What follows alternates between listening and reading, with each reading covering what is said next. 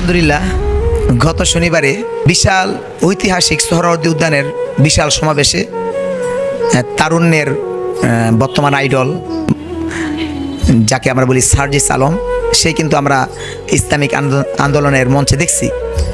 Islamic আন্দোলনের মঞ্চে তাকে দেখে অনেক শাহবাগীদের জ্বালানি পোড়ানি শুরু হয়েছে যে সেই ওখানে কী করছে, বিভিন্ন ধরনের মন্তব্য।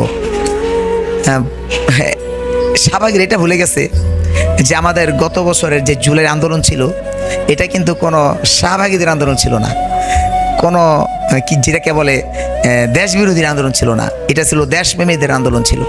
ওই আন্দোলনের মধ্যে কিন্তু মাদ্রাসার ছাত্র, বাংলাদেশ জামাত ইসলামী বলেন, মাদ্রাসার ছাত্র বলেন, এবং যারা ইসলাম প্রিয় ছিলেন, যারা শেখ হাসিনার বিভিন্ন কর্মকাণ্ড ইসলামকে কলুষিত করতে দেখছেন, তারা কিন্তু উত্তেজিত হইয়া তারা একসাথে মাঠে নামছেন।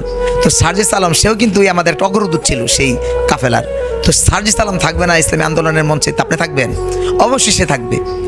হাসনাত আবদুল্লাহ, সার্জিস আলম, এরা সবাই এক একজন ইসলামের সাথে সম্পৃক্ত, কারণ তারা ইসলামিক কর্মকাণ্ডে হাসিনা সরকারের কাছে বিরক্ত হয়ে কিন্তু তারা মাঠে নামছে।